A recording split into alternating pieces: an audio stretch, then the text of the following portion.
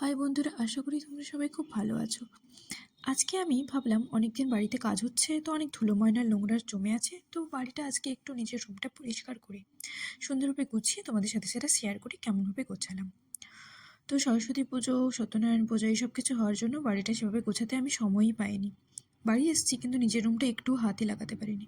তো আজকে এই নিজের রুমটা গোছাতে গিয়ে না অনেক পুরনো স্মৃতি, প্রাইজ ও কিছু ছোটবেলার মুহূর্ত যেন আবার একবার মনে পড়ে গেল।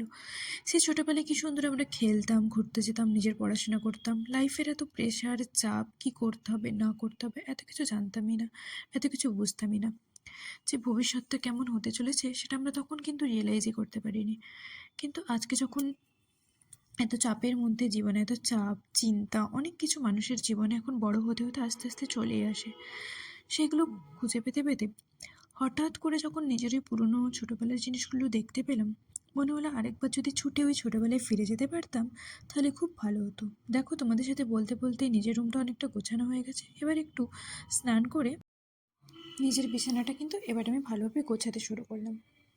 দেখো, পাঁচ প্যালেসের ওয়ার্ডটা পড়াতে তোমরা দেখে বুঝতেই পারতো অনেক আমাকে স্ট্রাগল করতে হয়েছে। পাঁচ প্যালেসের ওয়ার্ডটা আমার দ্বারা কেন জানি না আজকে কিছুতেই পড়ানোই হচ্ছিল না। পাঁচ প্যালেসের ওয়ার্ডটা অনেক কষ্ট করে পড়িয়ে বালিশের ওয়ার্ড, বিছানার চাদর কিন্তু আমি সুন্দরভাবেই পেতে নিয়েছিলাম।